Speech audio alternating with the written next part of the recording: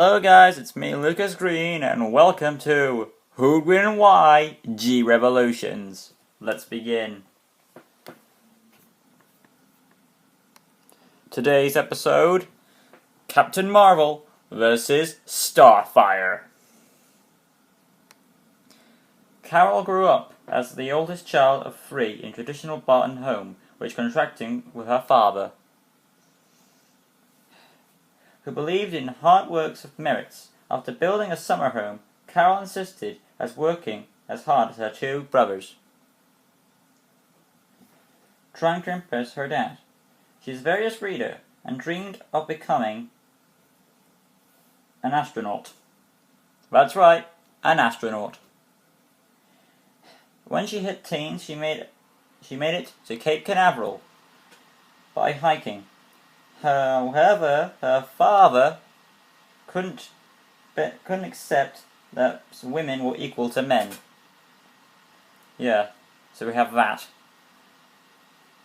When he was allowed to choose only one of his children to send to college, he chose Steve instead of Carol, despite her superior grades. She turned back on her father to join the Air Force, intending to be a pilot to get a college degree via the military. Steve apparently died, which caused Carol to go home, and this made her rise to the top to get a position in special operations. She became a spy and had partners with other members such as Logan and Ben Grimm. NASA requested her to be head of security, inspecting an even alien race called the Kree. She met and befriended one of the following troops called Captain Marvel, or Marvel. She was kidnapped by Cyber-X, and when rescued, she headed to Marvel to fight him for his betrayal. Because he promised peace, but apparently there was a misunderstanding that happened, and this caused, and she took that misunderstanding as well. So that's how that rolled out. So they had a fight, but unfortunately for her, since he was more of an experienced alien, she got knocked into one of their machines called the Psi-Magnetron, which could make imagination reality. She was altered, and now half-Kree superhuman, she became Miss Marvel. Let me check my other notes here. Right. Here we go. Miss Marvel possesses superhuman strength, class 75 out of 100, able to lift up to 50 tons. She can absorb energies temporarily, allows her to increase her strength to class 100. Superhuman speed, faster than any human. Superhuman stamina, when absorbed, her stamina increases also. Superhuman agility and reflexes, not to mention, of course, the big one, flight. Top speed unknown, 3 times the speed of sound. For several hours possibly, she can go faster. She does have another power called flash precognition to predict her enemy's moves. However, Rogue robbed this power, so we're not counting it. She's immune to toxins and poisons. Like so. So any sort of toxin or poison or gas would have no effect on her. What else? She possesses, of course, the iconic photonic blasts, which can leave an enemy into a concussion. This energy comes from her hands and fingertips, and is increased when absorbed. When she uses absorbing power. Not to mention, when she absorbs, she gains a healing factor, which allows her to regenerate from wounds. She's an experienced spy and pilot. She's also can drive not only normal ships but Kree ships as well as other alien kinds of ships.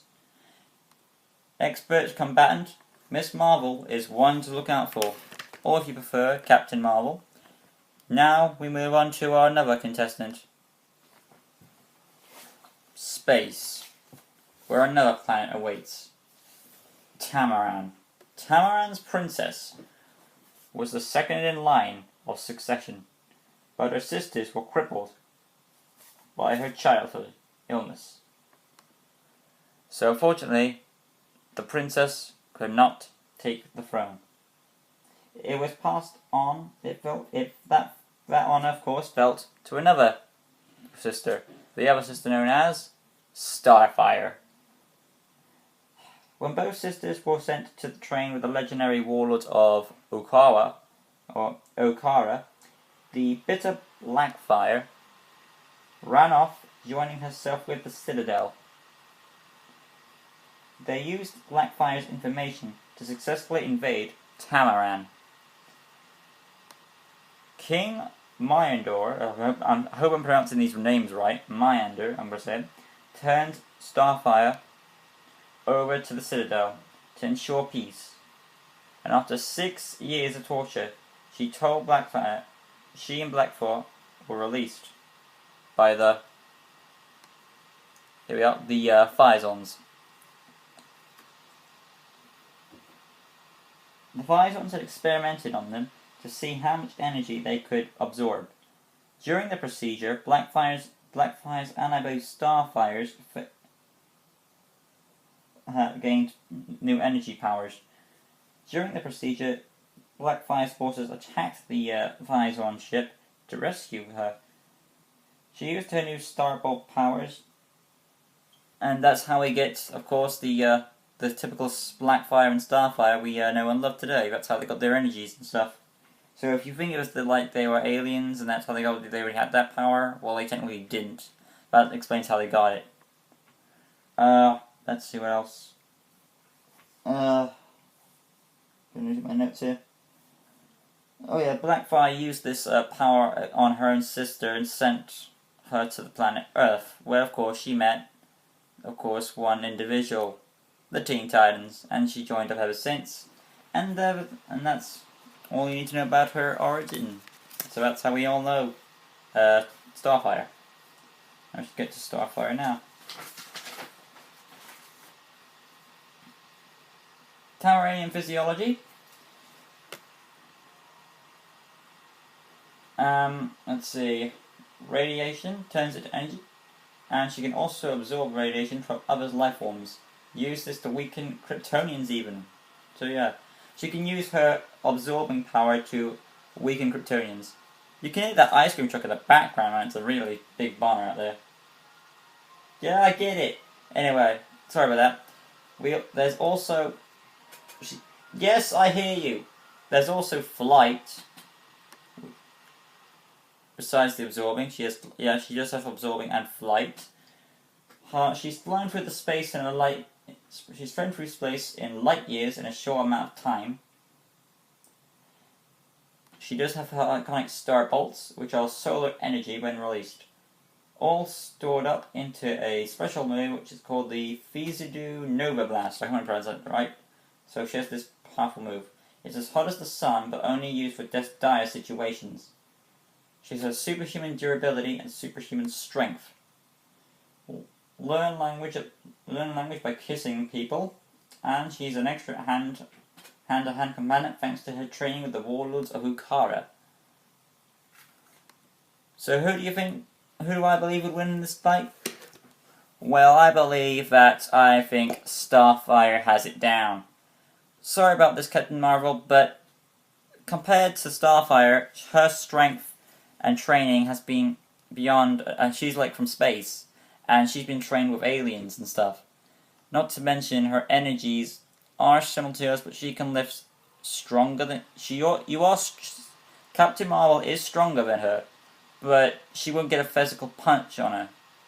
And even if I'm told that Starfire is stronger, she wouldn't even get a swipe on her. She's just too fast for it, because the speed of light, as we know, is greater than the speed of sound. So I don't think Captain Marvel had a fair good shot at her. So, unfortunately I have to say this, that Starfire is also younger as well, not to mention, and rebellious, so that gives her an edge. I'm not sure how old their species is about, so if that has something in our favour, good to you. But I'm going with what I believe is the most rightful answer in my opinion. So the winner is... Wait one sec. The winner is, of course, Starfire. Well, I think that's all we have to say. Now we best move on. Oh, one more thing. Need to get this right.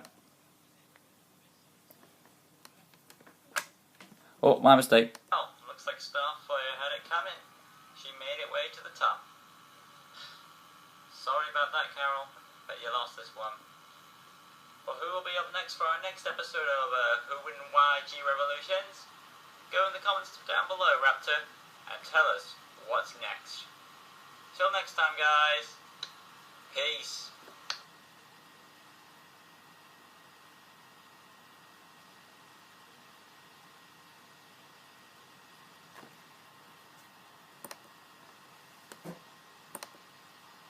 And that was Who and Why G Revolutions. We'll see you next time.